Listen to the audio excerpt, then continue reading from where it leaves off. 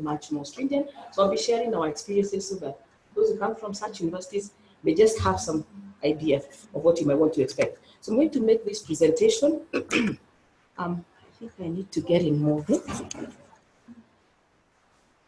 No, it's not moving. Yeah.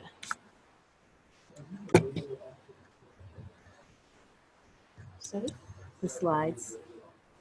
The slides. I could share the slides. I mean, I'm sure she could share the slides. Yeah, thank you.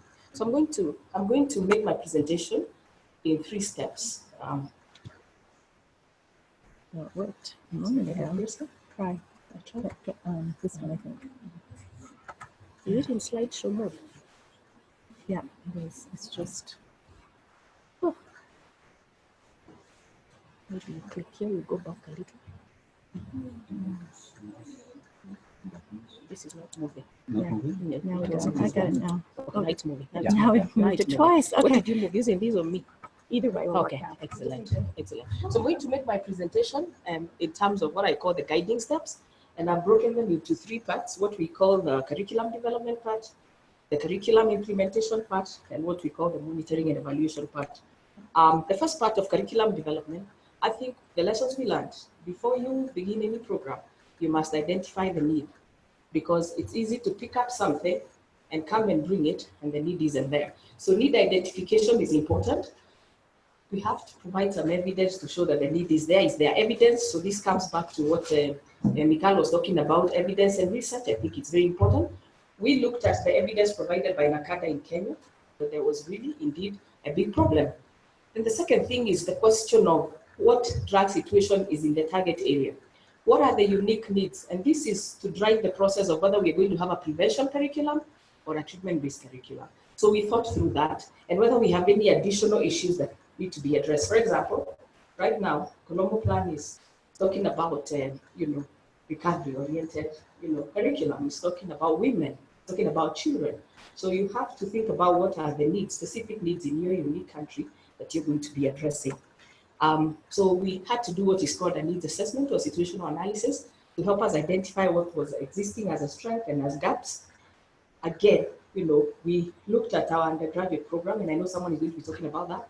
We were having an undergraduate course that was integrated into undergraduate courses, but we realized that wasn't sufficient to address the needs we were talking about. The next thing we have to ask about is we have capacity to do the needs assessment.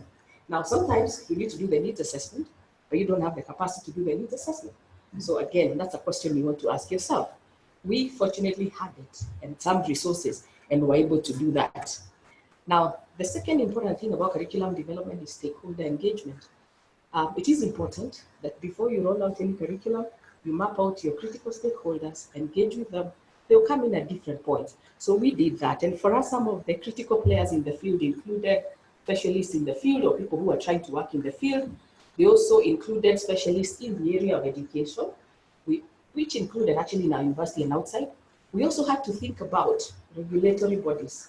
For Kenya, we have got the Commission for University Education.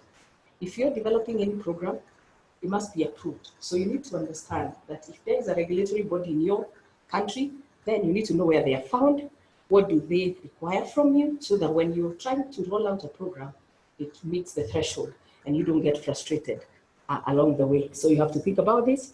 For us, NACADA was a key player. In fact, at a point we engaged them because we knew they are a critical stakeholder, being the focal point for issues of DDR in this country. So you have to ask yourself, when you're engaging stakeholders, who's already on board? If they're already on board, then you're lucky. You don't have to work too hard. Which additional ones are needed, those that are not already on board? One of the important things of engaging stakeholders is because stakeholders can become the biggest stumbling block in some of these processes, because they will get somewhere and they're going to think, what are they doing? We don't know. And they could actually shoot your program right in the knee. So it's important to be able to know whether there are some that are already on board, whether there are others that you need to engage, and how do you reach them? And we are saying this should be done as early as possible for purposes of buying them in and goodwill. And the stakeholders could be your own internal administrative protocols. That's why I was asking, if you're talking about ICUDDR, for us as a public state university, we have to think about the procedures and protocols. My chair, Dr. Moshiri Karega, and myself are not mandated to sign any document on behalf of the university. So we have to understand that and engage the stakeholder who is concerned so that we buy them into the process. So that is important. The other thing is that we must think about the rationale for the curriculum. Why really do we need to develop this curriculum? What needs is it identifying? What is the situation, etc. We must think about the vision of the curriculum. Every time we develop a curriculum, you must ask yourself, where do we want to see this going? So we had to think about that, and we had to think about what we want it to become in the long run as we were starting to develop that curriculum. We also have to think about the mission. What is it that we're developing this program to be able to do? What is it? What is different? Because we have a degree of psychology, counseling psychology, clinical psychology, psychiatry, health sciences. So what new thing is this program trying to achieve? And I like the presentation by Mikhail because it gives us ideas of some of the things we can use to support our cases.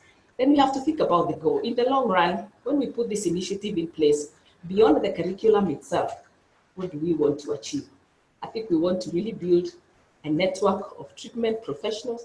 We want to build capacity. I think when I listen to the Colombo story about how they talk about their UTC, they always begin by saying, we want to build global capacity, and treatment professionals. So we must think about the long-term impact we want this program to have. And that's important because we have been challenged as universities that sometimes our graduates do not meet the needs of the market. So at this point, we have to think, what need in the market do we want to meet? We have to think of the specific objectives of this curriculum. We have to identify specific target areas to be addressed. What do we want the people who complete this program to be able to do when they graduate? This is very, very important. And we have had to think about, do we want them to be able to conduct prevention programs? Do we want them to be able to do assessment and screening? Do we want them to be able to plan treatment? Because all this is going to actually determine what you will put in the curriculum. And so for us, we were considering the continuum of care as we were thinking about the program. The next thing you have to do is identify who's your target audience. I think if you develop a curriculum without thinking of who's your target audience, might actually be a problem.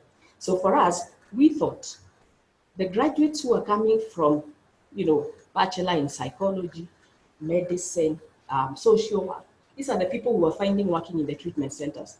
And each of them had covered just a bit of something to do with DDR. So we thought these are the people who want to put together and give them a sort of a specialization so that when they're working in their fields, whether it is in the hospitals, whether it's in the treatment centers, whether it's in the criminal justice system, they are equipped to be able to address matters DDR. So those are the things we thought about. And so for us, we were thinking about physicians, psychiatrists, psychologists, counselors, social workers, people in the criminal justice. So you must be able to identify who is that target audience. The other thing you must think about, and we had to think about, is what nature of curriculum do we want? Do we want a standalone or do we want an integrated curriculum? We chose the standalone. And we did this because we realized that already the existing curricula were loaded. If we tried to say, put this into your curriculum, they say we have no space. Secondly, we were targeting people who already have a first degree. So then we knew we wanted a special curriculum. And we are saying that this is partly influenced by the needs that you identify when you do your needs assessment. It will also be determined by education policies in your country, because you may find that in some countries, they prefer that you do integrated, in others, you do standalone. So which really depends on the present realities on the ground. Is it a standalone? You have to choose to do it as an additional program. So for us, we chose a postgraduate diploma as our option because we were targeting people who have a first degree. And this would accommodate those who are in the field with a first degree training.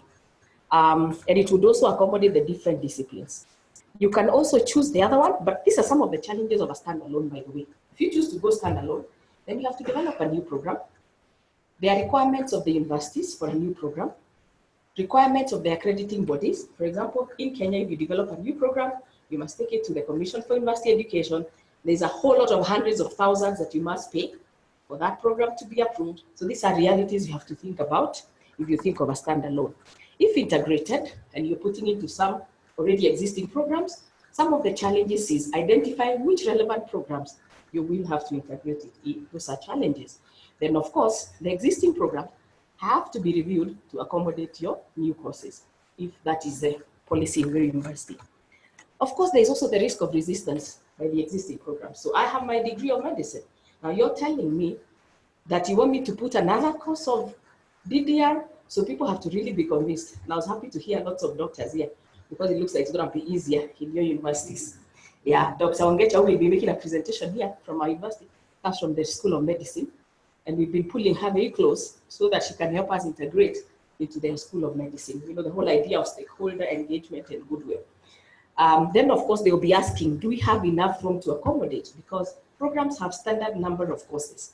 So if they already have their maximum, what are they going to remove to bring in this new course that you want to bring? So those are some of the challenges. They will also be wondering whether it is part of their original goal in their curriculum.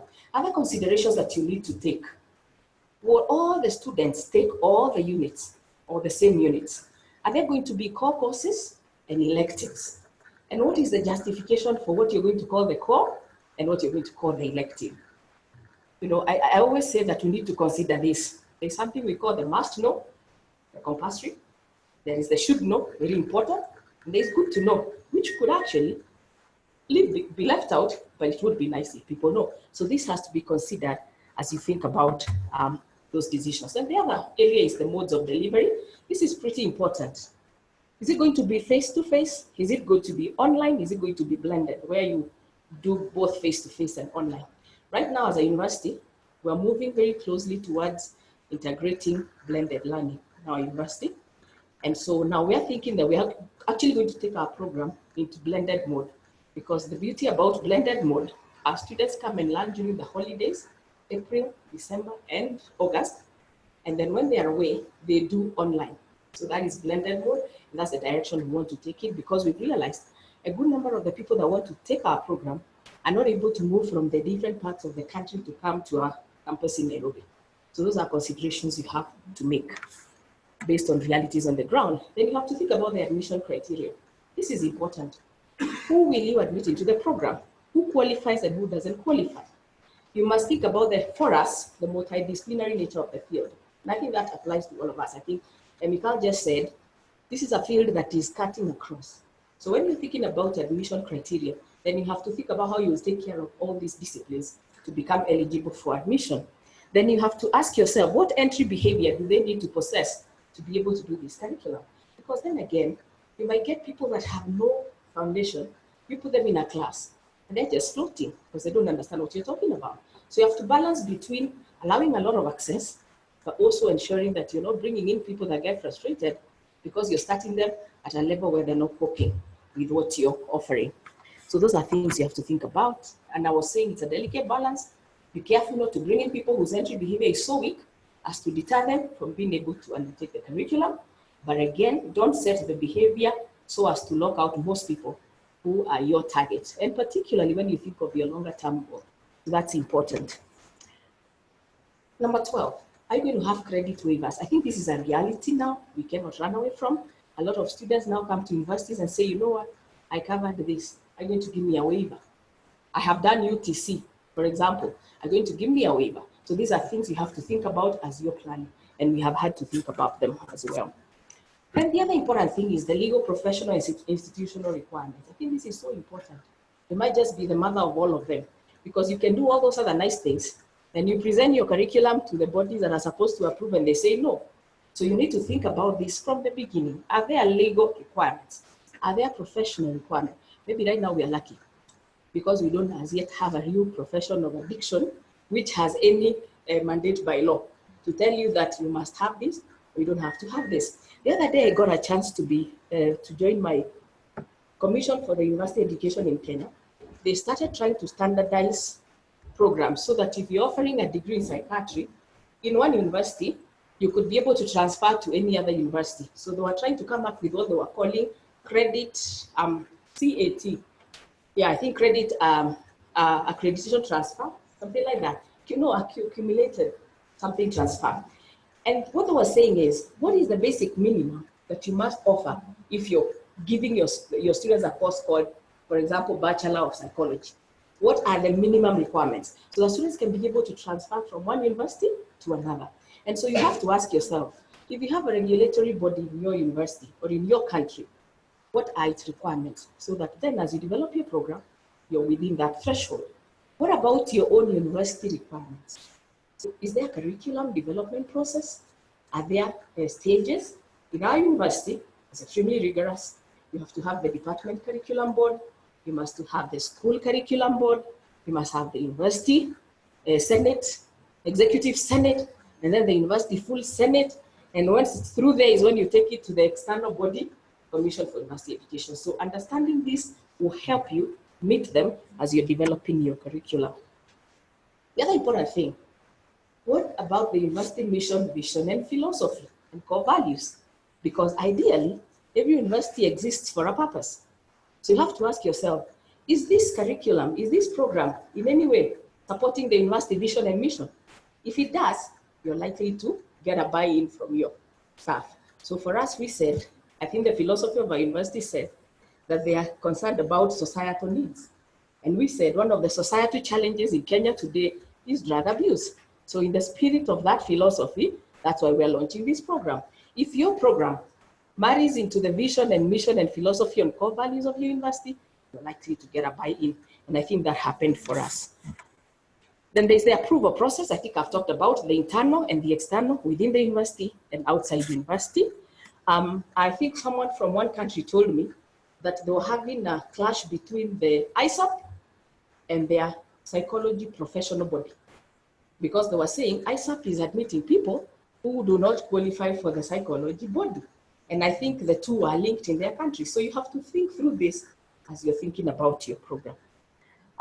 So approval process. Then the other important thing then, if you have thought about all that, you have to design your curriculum map for your program.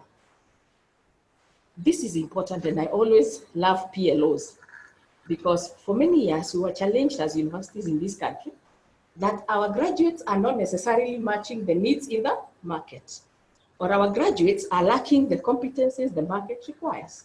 And therefore, one of the things you must think about when you develop a program, what are the learning outcomes of your program? What competencies do you expect a graduate of addiction science to possess out there? What do you want them to be able to do? And this is an engagement we've had even with our Masters in Counseling Psychology program, Doctorate in Psychology program. We have had to sit and ask ourselves, if we graduate a student in Counseling Psychology Masters, what do we hope them to be able to do when they go into that job market? And when we get those competencies, we have moved back to infuse them into the curriculum. So as you develop this curriculum, you must ask yourself, what learning outcomes do you anticipate of these students, so that then you can fit them into the curriculum or program that you're developing. So this is what we are thinking about: what knowledge, what skills, what attitudes. I think this is key, because sometimes we are told you produce graduates who are theoretical. Universities have been accused of that. They have all the knowledge of theories, but they cannot do. So you have to ask, what about the skills? What about the attitudes? So what do we need? So we must balance between theory and practice. You have also to ask yourself, do we need any practicals for this program? Do we need any attachment and practicum? And I think that's why we suggested to Kim, we would like to have a session discussing practicum, because our experience is that if you train a graduate in a program that requires them to do certain things, and you didn't give them a chance to practice doing those things, then you're really not going to be successful. And therefore, the practical aspect is very critical for us in this program. The question of supervision is very important. And then you also ask yourself, do you require a research component? I mean, Mikhail said it, as universities, the world is looking to us for evidence generation. So for us, it's important, and it was important, that our program factors in a strong research component so that students can be able to do a project in the area of DDR. The other thing you have to think about is what specific courses do you then want to put in the program? So for us, like I said, we thought about partnership with Colombo Plan. We liked their UTC because it is evidence-based. So we actually largely borrowed from the UTC after signing a memorandum of understanding and agreement. Then you have to think about the number of courses. Number of courses will probably depend on your university policy, it will depend on the regulatory body requirement, because every country or every regulatory body will say, if you're offering a bachelor's program, this is the minimum number of courses. If you're offering a master's program, if you're offering a postgraduate diploma, there is what is the minimum.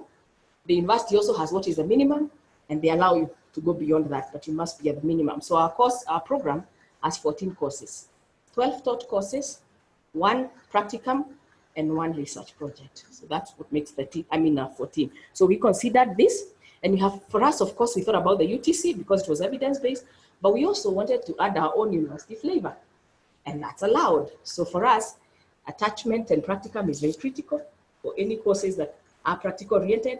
Research is very important, so we added in those courses. Then you have to ask yourself, do you have what are called mandatory university courses?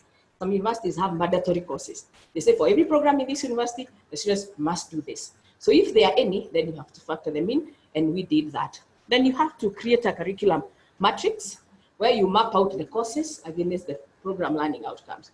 The idea is you want to ensure that every PLO or learning outcome is catered for by some courses. So when you have that matrix, then you're sure that all your program learning outcomes have been taken care of. So we did that. And of course, we also matched it against semesters. And we also did what is called course learning outcomes. So we then came down, out of our 12 courses, what is the learning outcome for every course? So if we have a course called assessment, we asked ourselves, what are now the learning outcomes? What do we want a person who takes that course at the end of the semester to be able to do? And the course learning outcomes are feeding into the program learning outcomes. So we did this, and we gave detailed descriptions of each of these courses, including the content, the key references, the teaching and learning, resources, the assessment methods, among others. So that is so much about the development of the curriculum, and that we were able to achieve with success. So the second part is implementation. It's nice to have a matrix which just says how you will implement your curriculum and who will do what. For example, for us, the chair of department is responsible for implementing a curriculum once approved.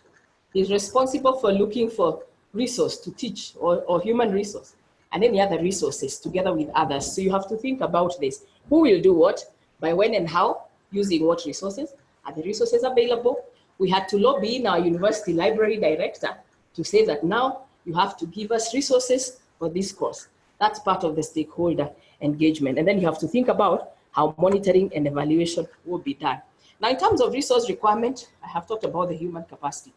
I think it's important to think about, do you need any capacity building to be done? We approached Colombo Plan and partnered with them to have capacity building of our staff. We knew our staff had general, knowledge of this area, but wanted them to be, strengthened. So we had this training, and we invited University of Boite-Canelo. That's when we got to meet Dr. Moreko and Lynn, and they came. We had NACADA as a stakeholder, and we got capacity building done as a way of ensuring that we have capacity. Then we thought about the infrastructure and materials. I did say that we talked to our university librarian to ensure that materials were put in place to support our students for this course.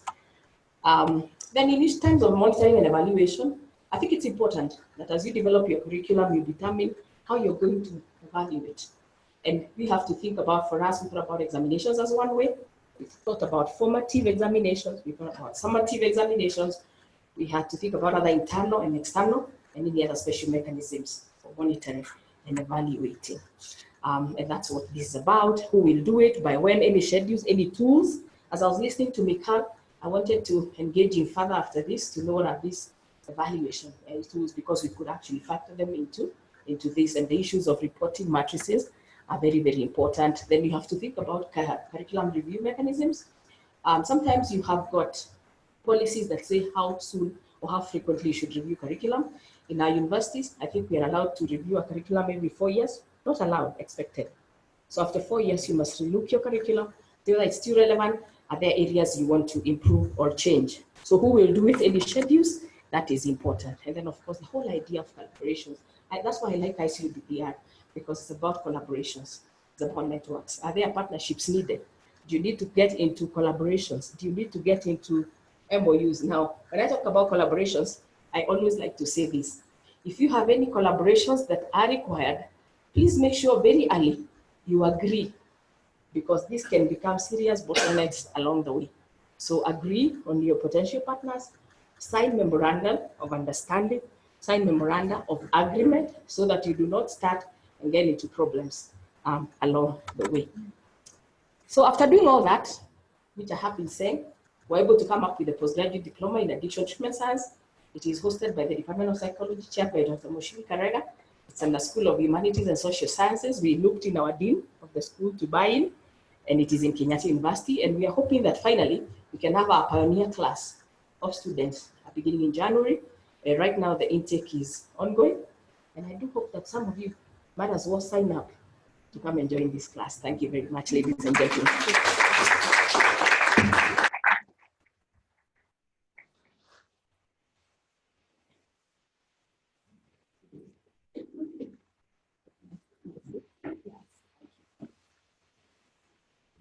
I suspect that there are lots of questions. While we get that sorted out, my name is Martin Agwoje. We are all from Nigeria. Permit me to start by expressing appreciation to Nika and his team for making it possible for representatives of selected universities from Nigeria to make it to this conference. And also a good number of professionals from universities in Nigeria. They are also here, even though they are not on the panel. We are so excited about it. I will say thank you. Okay, how did we get here? I was actually in the United States this year in San Diego at the ICUDDR conference. And the moment there was awesome. And I took it as a challenge that ICUDDR advocacy will be part of my post-Humphrey Fellowship program. And that is what I will say I have started doing, like what you can see here. I thought that will at least raise an issue of, okay, let's give them a round of applause. Thank you. So we possibly have little information about substance issues in Nigeria, especially developing addiction studies in Nigeria. But I will be quick to add that we are here to learn from the experiences of other countries, other universities, and enter into collaboration like Beatrice rightly said. Because the truth about it is, no matter how well you think you can do, there is little you can do when there is no collaboration or where there is no partnership. I want to believe the essence of this panel is already achieved because their presence here, part of what I'm going to be presenting, will be more of theory, but the practical aspect of it is what we just heard from Beatrice's presentation. And also the networking that will start from here is, with that, I will say the goal is achieved. So having said that, I will take us to, of course, a brief profile about Nigeria, because I'm going to be providing a background information for members of the panel to talk about their universities and their interests. Of course, about 190 million people that's talking about the country profile, and 256 universities, approximately 50% of universities in Africa, and Nigeria is the most populous nation in Africa and 7th in the world.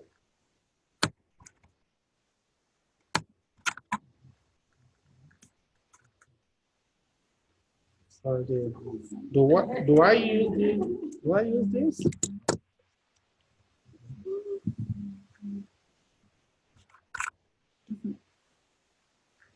It doesn't like that.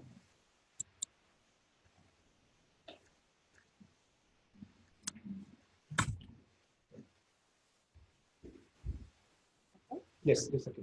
This is population distribution of Nigeria, one of the largest, with the largest youth population of children in one of the most, one of the countries with the largest population of youth and children.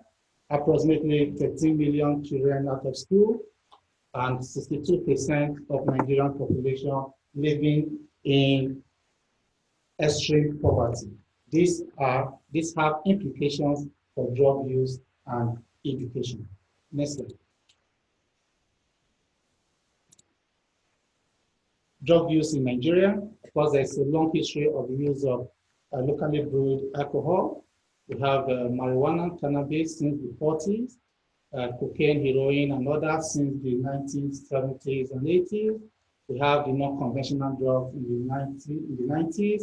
And of course, the amphetamine type stimulants in the 2000s. Today is the era of what I refer to as ingenuity in substance use and abuse. How do I mean? The use of a combination of different substances. Thank you. Of course, worries. In the earlier session, we heard about the trend of use of the upsurge in the use of tramadol in not only Nigeria, in African countries. Of course, codeine cough syrup. According to the Drug Regulatory Agency, Nigeria is one of the countries with the highest consumption of tramadol. And that is mostly importation. On a regular basis, we hear the seizures of containers of these substances, tramadol in particular. And of course, there is the growing trend in clandestine drug laboratories. The law enforcement agency in Nigeria has identified and destroyed 15 clandestine laboratories for the production of methamphetamine since 2011. And one of them is actually a super lab, like the one you could find in any of the drug production countries. So drug data collection, I would say before 2016, data collection as far as substance use is concerned was not well coordinated, I would say. Each organization reports one thing or the other, and at the end, the data you will see is not integrated and it's not a collective representation of the national drug data. But since 2016, in 2016, the household survey on drug use was conducted, and the report is already out. The same with the national survey on communities, that is those who use drugs, the high risk of drug users, as well as survey of key informants. And that was conducted in 2016, and the report is out. What is this telling us? The indication is that it is estimated that prevalence of drug use is about 14.2%, and that is corresponding to 14 million drug users in Nigeria between the ages of 15 and 64. Of course, with the highest age bracket of among drug users, 25 to 39 years old, cannabis remaining the preferred substance of abuse among drug users, with about 0.8% of the population of drug users as injecting drug users. Of course, polydrug use is a norm in Nigeria.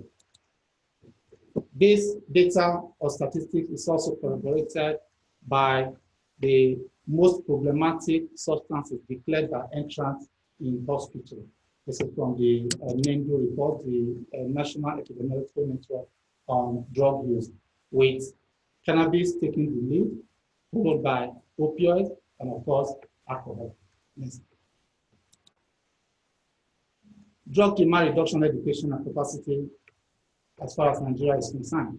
There was the first attempt to establish Nigerian training course on drug dependence, and that was in 1981. But this was not established by law. As a result, it was not sustained. Same way, the Nigerian Institute on Drug Abuse, founded in 1986, it was still not established by law. As such, it was not sustained. But capacity building before then was more of workshops and the seminars. But since 2010, we started what we refer to as comprehensive capacity building in the area of drug demand reduction with the treatment tool. coordinated then by the UNODC and ACFR. 374 professionals were trained through that. Then, of course, treatment was introduced again by during as we commenced the European Union sponsored project coordinated by UNODC, and that was in 2014 and is still ongoing. About 1,300 people have been trained through that. And of course, other drug demand reduction capacity buildings, drug prevention, treatment, and care, among others, with over 1,500 people, professionals trained, and the training are still ongoing. And recently, the introduction of universal treatment, that is treatment curriculum by the INL and the Colombo Plan. Good to say too that I'm one of the first national trainers in UTC. And good to say too that I also have my ACAP too. Thank you. So that started in 2017, and over 200. So let me get the last slide of figure so that. But it's okay. Let's move on. Then presently we have UPC and UTC education providers in Nigeria as at November 2018. And of course, through the Federal Ministry of Health, 272 people have been trained. The Federal Psychiatric Hospital, 201 trained. The Global Initiative on Substance Abuse, which of course I coordinate. The training of trainers is coming up on UTC in Nigeria by the second week of January. 30 professionals in this field as trainers will be trained. And of course, other Pinnacle Medical Centers and Nasarawa State University, as my colleague mentioned earlier, these are education providers in Nigeria as at November. I'm also aware that a good number of them are coming up and have applied. So, status of academic trainings in Nigeria. Like I said earlier, we are here more to learn from what is happening in other countries and other universities. No academic program, whether certificate or diploma program, is presently being run in any of the Nigerian universities. Of course, some course content are in psychology, medicine, and so on. So again, selected topics are in courses like general studies, which is like compulsory for all students in the university. That notwithstanding, next slide. Next slide, sorry. That notwithstanding, we have related courses to additional studies offered in Nigerian universities. We just did a quick survey and discovered that, of course, like you see on the screen, for first degree, we have medicine, we have about 40 universities, psychology, 63 universities, and so on. Again, 9 there, additional studies, none. So that means that even though, as it is presently, no university in Nigeria offers additional studies, these related courses have already laid foundation for additional studies in Nigerian universities. And this is not particular to Nigeria alone. Let's see the next slide. Global Outlook on Additional Studies. This is a study from Pavlovska. Pardon my pronunciation. Yeah, that's you. Yeah. I think it's good I've referenced you here. So, so maybe when you come for your presentation, you possibly pronounce the name and let us hear it and get it better. Thank you. Good to have you here. Wonderful presentation in San Diego. So this is the outlook. Hope I'm not overstepping your presentation. No, okay. Good. So this is the outlook. But what do we see? First, Africa, only 6 universities. But for other continents, you have Europe 25, New Zealand 9, Australia 12, North America 335. But Africa 6, which means the issue is not peculiar to Nigeria alone. Africans need to do something. Next slide. So which of the countries? 6 universities, 2 in Kenya, 4 in South Africa. As at the time of publication, it may have increased. Next slide. So how is drug demand reduction issues addressed in Nigeria? Of course, we have what we refer to as the Interministerial Committee for Drug Control. There you have, under drug demand reduction, you have lead agencies. The National Drug Law Enforcement Agency, you have the Federal Ministry of Health, you have the National Agencies for the Control of HIV and AIDS, and with other partnering agencies. Again, what I will refer to as vague reference was made to academia. The role of the universities in drug demand reduction need to be defined. Next slide. So it is on this premise, I will say, of course, through consultation, getting in touch with colleagues, that we identify representative of these universities that I will refer to as frontline universities that have indicated interest in addiction studies in Nigeria. Of course, we are also carrying on the study presently, studies going on presently to identify other universities with interest in addiction studies. Hopefully before mid next coming year, I think that study should be concluded so that we know other universities that are interested, and at the end, we see how we collaborate and network and lay a more solid foundation for addiction studies in Nigeria. So just this more of a conclusion, the universities needed on the driver's seat. Trends in substance abuse is becoming more complex and challenging in Nigeria and Africa as a continent. Needs are growing, but formal training opportunities are scarce.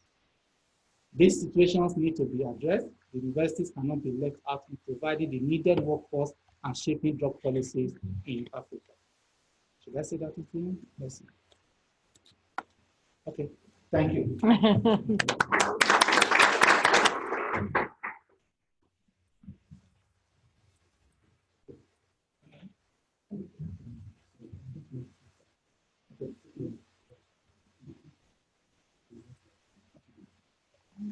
It is up and have it be here. Just a second. Take a slide. Yeah. Oh, okay.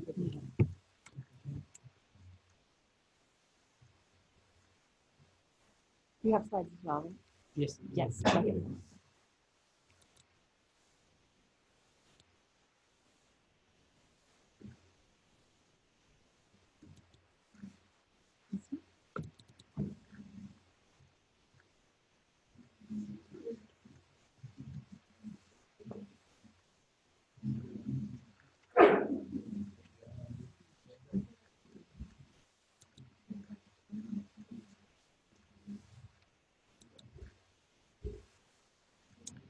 Windows now. I think it's this one.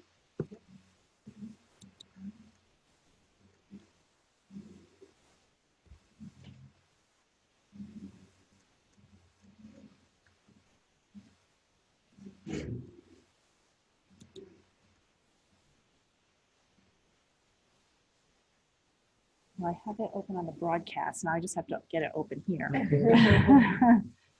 Let's see. Which one is it? It's the one you're on. The second one.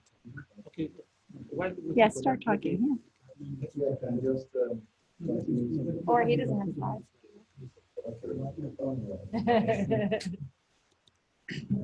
thank you very much, while trying to study that. Let me just say a few things about my university, known as Go University. So then, before then, I'd like to thank all that have made it possible for us to be here, all the funders, Martin, for all your efforts.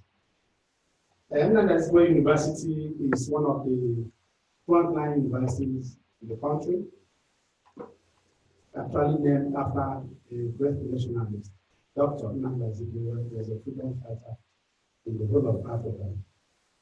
So it's a federal university with 14 faculties. within social sciences, medicine, law, and so on. Let me go very specifically in terms of the background. So our interest in addiction studies.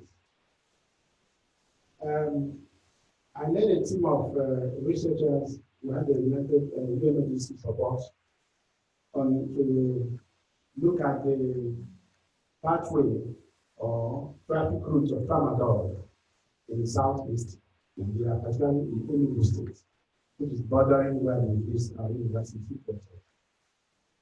And we found out that a lot of students are involved in abusing this tramadol. And the university is worried. And so we try to develop a program. We said, how best can we intervene? We try to develop a program for general studies department. Like you said, when you're talking about your program in Kenya, we have some basic courses that are offered, which every department, every student goes through. We call them general studies. And then we have also some of them that are for entrepreneurship. Every student, no matter our program, must go through those courses. And so we started with a major approach to the Directorate of General Studies to see how to infuse drug-related studies in GS and general studies so that every student in the university will have the opportunity. It's a big task, we've not gone far, but we have got the department to approve through their board, to approve the course to be infused into the program. But now the next hurdle we have is to defend this at the Senate of the university. And that is what I'm leading. Incidentally, before that was scheduled in the Senate, the university went on strike. There's a current national strike in Nigeria by academic staff union pressing for more funding in the favor of Nigeria public universities. So that's where we are at the moment. But we have very bright prospects. Many other professors are interested in supporting the program scaled through at the Senate. Because once it's scaled through at the Senate, then it will give it official allocation of time in the GS. But we're also trying to come up with a program at the postgraduate level, the postgraduate school, which I'm the associate dean in charge of humanities. We have 4 people that manage our postgraduate school. We have the dean, then we have associate dean humanities, and then associate dean sciences, and then the secretary of the PG. So we have discussed at the PG, that management committee, and we need to develop a curriculum on addiction studies for the university. But that curriculum has not been developed because we are still tapping on available curricula elsewhere in order to see what we are going to add to them before developing a full curriculum for our university. So that's where we are at the postgraduate level at the moment. So I think I'll stop here. Thank you.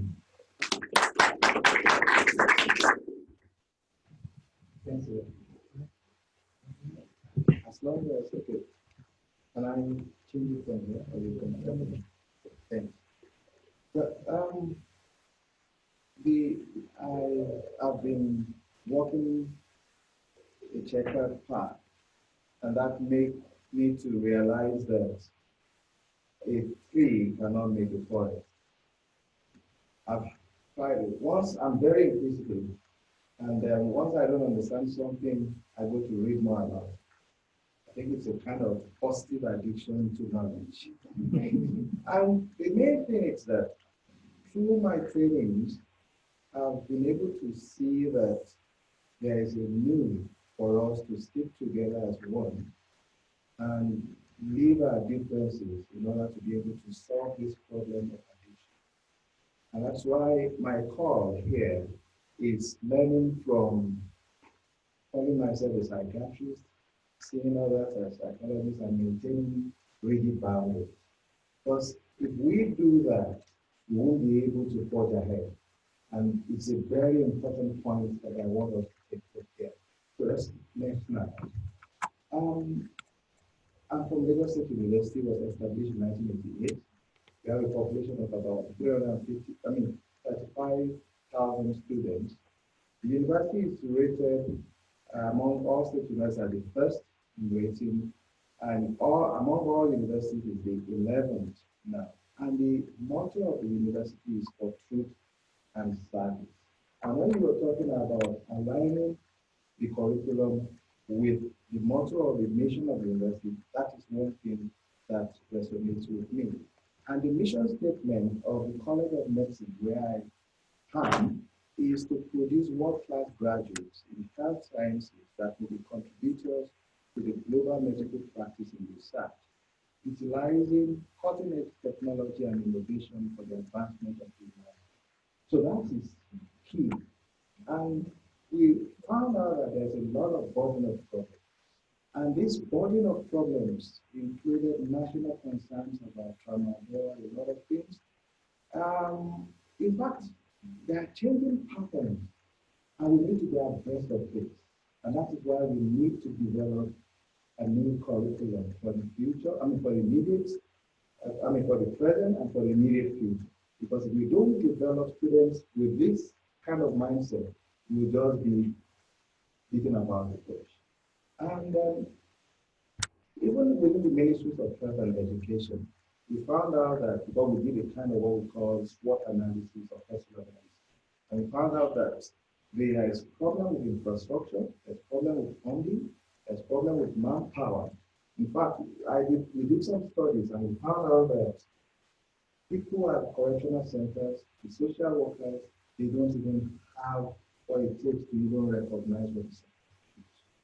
In fact, we found out that the curriculum of training teachers throughout the country, it doesn't contain anything about mental health, not less of addiction, but only about physical health, nutrition, and things.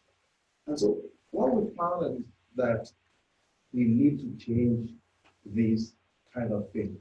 And later on, the former first lady of Lagos State became very concerned because the changing pattern is even affecting women. A lot of women who are suffering from domestic violence were into structural. And she became concerned. What do we do? Then we found out that a lot of our students are involved with cult activity, and a lot of them are into drugs. And we found out that a lot of them also were, there are some young musicians in Nigeria, and a lot of people think that to excel in music, you must do with drugs. And this is actually a concern for our university. So what we did was, okay, how could we develop a curriculum with all these needs? And we found out that we need to foster relationships with public departments which are listed there. And we also need to find liaison with service centers, because we talked about whether we should be thinking about practicum. Because without practicum, there's no way you just have theory, you don't even have how to even apply the theory. And that is what we are thinking about. But then because of funding, because we just recently got the mental health bill passed in the state, which was the first in the country, and we found out that there's a need for collaboration between the ministries that are concerned here. And that is when we have a buy-in from them, we'll be able to also develop a curriculum. Next slide. So, for them, like you said, the curriculum was the evidence-based. And that's why I'm here to post the network. It has to, for manpower development. And we have different needs, like you said, because we were thinking about how do we have these courses in early course that will be able to fit into different sections of the population. Key stakeholders. For instance, can we have short courses for professionals? Can we have certificate courses for people that will need that? And we will have those ones going for maybe a portfolio that they will be able to manage. For those who are getting into certificate or diploma, they will have practical, and we are liaising with these different bodies to do that. And then building an international credential of treatment capacity to obtain consistent information that is science-based and skills, because we talk about competence. Without all those things, you will not be able to move. So this is the way that we are thinking. Because if we don't think this way and we don't get information from international bodies, we won't be able to reduce significantly the problems, health problems, social problems, and economic problems that have been associated with substance use. Next slide, please. So, in summary, yes, what we decided to do is to actually have the admission criteria for different sections of people. We are not really thinking about master level courses. We're thinking about what we call task sharing. It's not task shifting. Task shifting is a bit demeaning because we are looking at like I can say where we are sharing our tasks with psychologists or with social worker. That's not the way to do. I believe more in task sharing and finding competencies for each person. And that is what we want to do, creating a program that fits the needs of each section, and we should be working together. Thank you very much.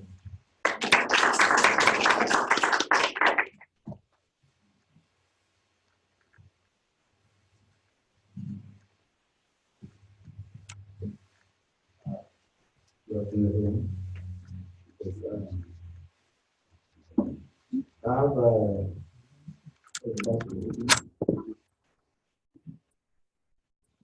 well, I will know from my laptop here.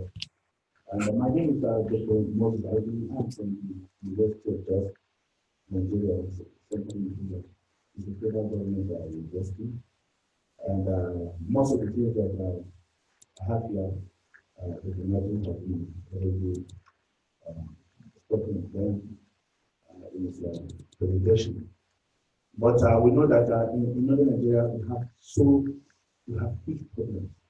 We have problem of terrorism, illiteracy, poverty, and religious fundamentalism. Everything is in northern Nigeria. But when we talk about education, is our problem. In fact, it's the one I sincerely believe that northern Nigeria is driving the whole of the country backward.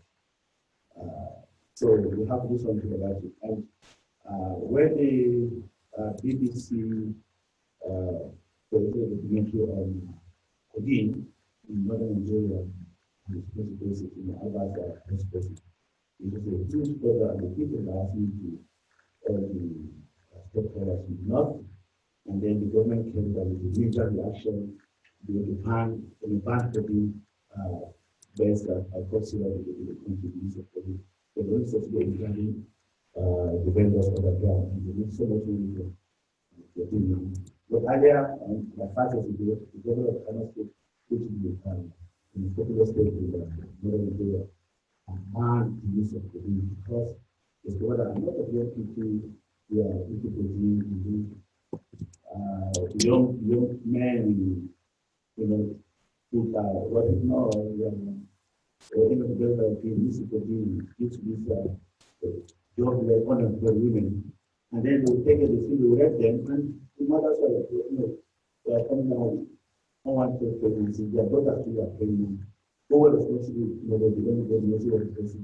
Population is increasing, resources to money, so the government said, this is not continue. So you have done it earlier on, before the federal government, I'm sure there was a new reaction.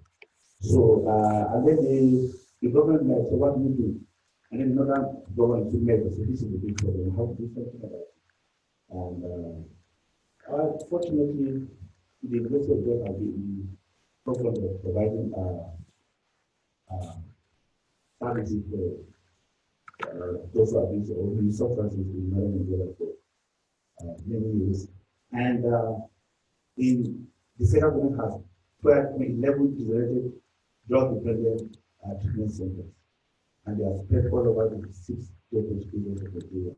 Now, the University has 2. One, established by the university, and then the other one is an NGO. So I head the NGO. So I joined the NGO that is as a private, not dependent treatment center in the whole country. So we have the government one, and then the private one. And what we want to do is take this away from the traditional setting, the typical hospitals, they are now alone drug treatment center.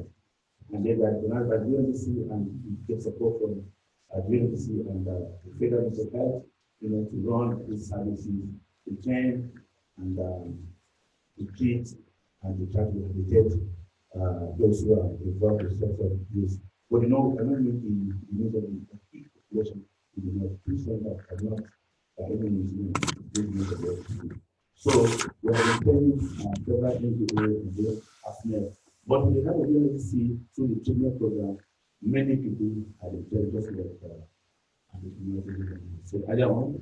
And then the Colombo plan, University of Kenya, and we now said, okay, we are going to do the treatment and also the UCC training. So myself and my other senior colleagues, have now the ICUDDR2, or have others who have started as the ICUDDR1, and then there are 5 others who are working in January. We are prepared to have the ICUDDR2 even today, if it's possible, to the right capacity.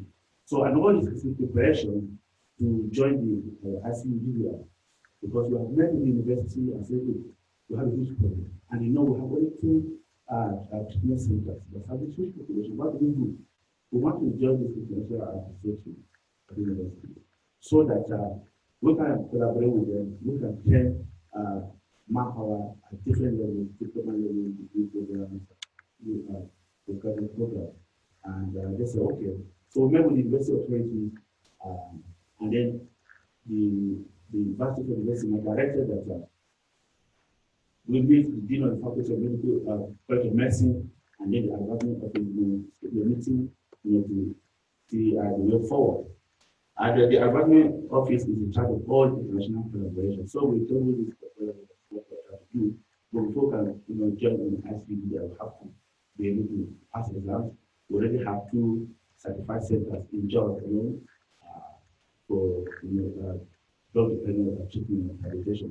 So, but we want to go and we want to go for the training power and offer a certificate. I know in Nigeria we believe so much in certificate. So much. I don't think that anybody in this world believes in certificate, like Nigeria. Yes. So if you have a certificate, you guys know what to do or not, but that certificate alone can also be low for you.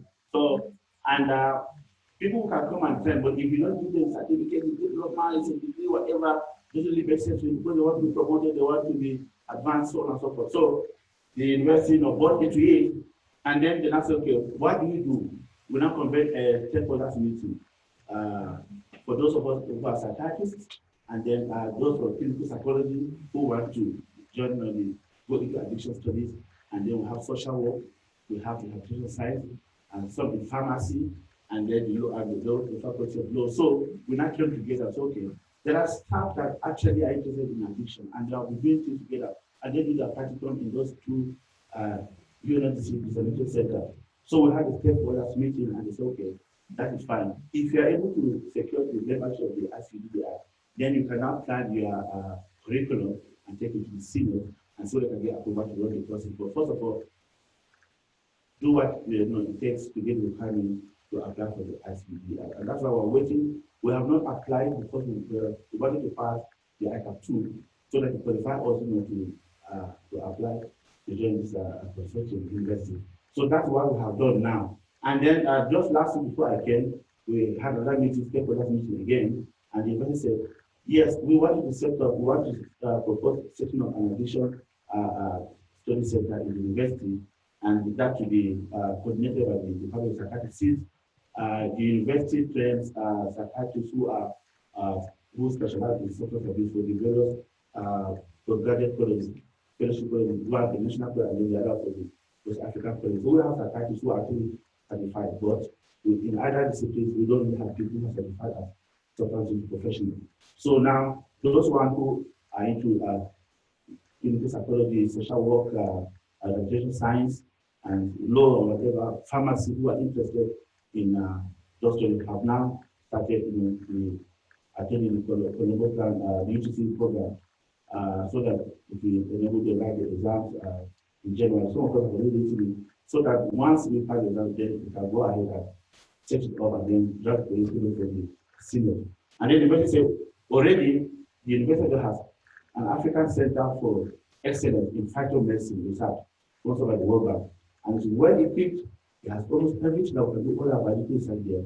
And it is to do with drugs. We have little machines we can get, and we can do a lot of biological research apart from other ones. So they said we want you to also collaborate with the African Center for Excellence in Phytomedicine. So we met last week, and they said when they come to this conference, tell them this is half our thought, and if we download the form and apply, if we're able to secure them, we can now come down, come together, draft a curriculum, and then present it to the university to enable set up this Center for Addiction Studies, so that we take it away from psychiatric activity and get all the other professionals of different things who want to just go into addiction studies and set up a center for addiction studies. And this will help us to train manpower, not only for jobs, but for the whole of northern Nigeria.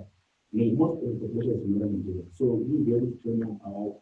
We have a lot of NGOs, especially in Jos and the Northeast, because of this Boko Haram, after terrorism, have so many people, and we reach out to them not only for those who have drugs who come to the treatment center. We also have to also work with the IDP, but a lot of them are using substances to cope with the problem they are facing. So we have been able to, through the NGOs, reach out to those in the IDPs, and even in the prison, we offer services to prison, those services, in prisons, the IDPs, apart from the treatment center. And the university is happy with that. So if we get it, then that will be an added advantage for us. And then with the external collaboration that we get from the international community, that will help us to be able to meet the needs of our northern Nigeria particularly, because our leaders don't even know what to do, and they are really disturbed because of the huge problem that we're facing. And tramadol is just like hope now for everybody, whether the students, the subsequent farmer, in fact, the military, the security forces fighting Boko Haram. I meet with them. I offer services for the army and some of the security personnel. When I ask them, they say, this kind of war, we don't even know. It's a war that's not defined, and a lot of them are already exhausted. Many of them have died, and then they are taken into substance use. So you find serious problems within the security forces now because of substance use. So we believe that when we do this, we can even get some of them to train them in this area and help So this is how far we have done, and we're quite hopeful that we'll be able to secure membership of ICUDDR. But I think the University of Jos is the most prepared in the because everything is there. And I think we have made it clear. Based on what you said, we made it clear. Thank you very much.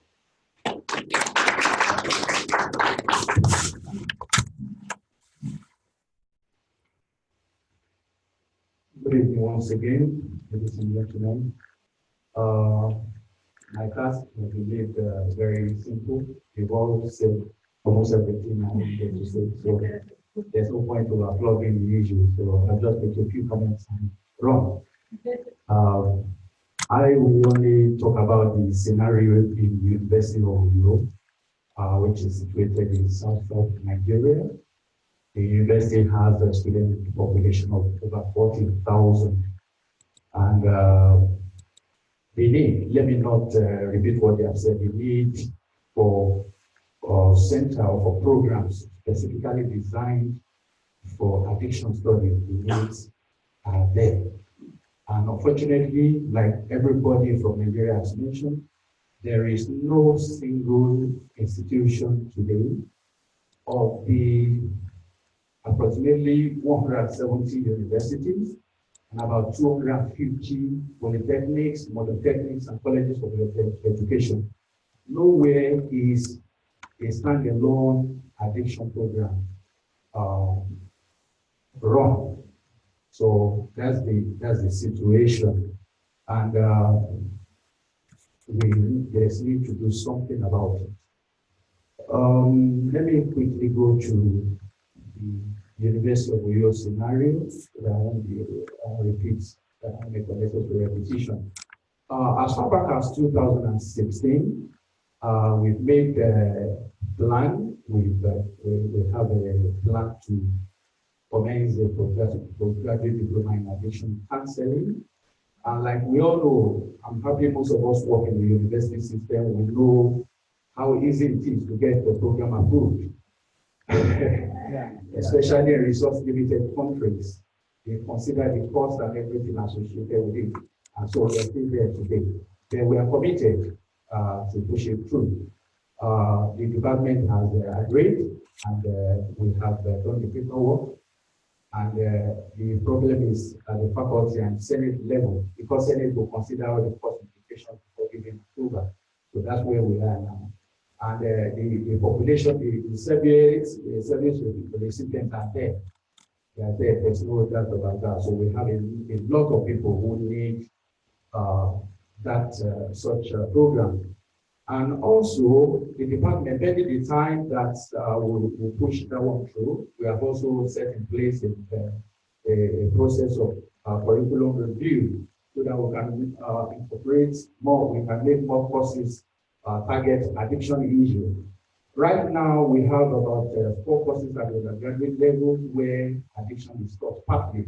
There's only one that is psychology of substance use that addresses addiction entirely. But there are 3 other courses at the undergraduate level and 1 master level course that addresses addiction issues. So we want to do more than that. We want to bring in more, especially based on the current realities of our time. Before in Nigeria, we used to see addiction as the white man's problem. And now we know that it's there with us. It's a problem for everybody. My colleagues have painted the picture. Probably they underreported the situation. It's really a very big problem in Nigeria. So the need is there.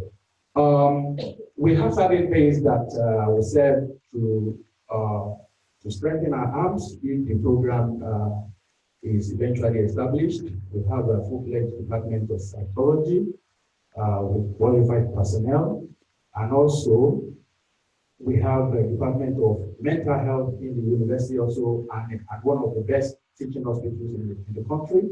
So we have the resources to draw from. And of course, we have the Center for Research and Information on Substance Abuse, which is the foremost drug addiction research organizations in Africa.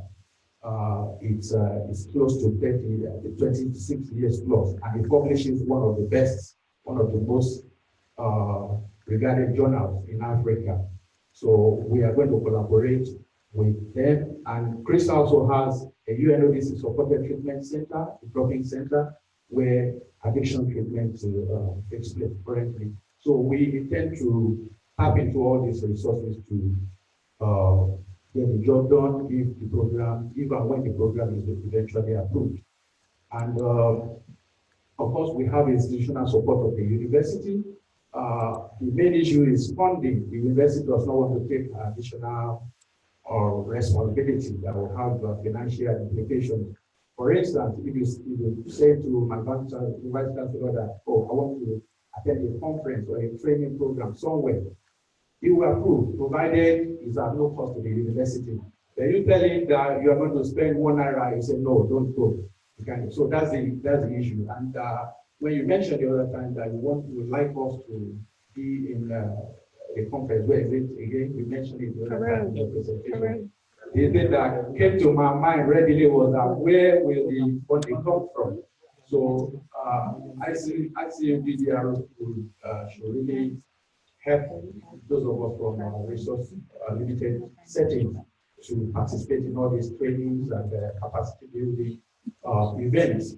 And finally, the constraints are there, the challenges that we've been battling with. Financial constraints, I've mentioned that. Technical challenges, we'll need certain equipment, tools, and instruments, and training, of course. I did mention earlier on that we have the personnel, but most of the personnel are not really well grounded on addiction issues. Most of us are clinical psychologists, psychiatrists. We still need to undertake additional training. So these are the challenges. And of course, institutional factors, getting the approval from the university. But I assure you that if we can assure the university that it's not going to have any cost implication, I think we are going to go. We are going to approve. Thank you very much for listening.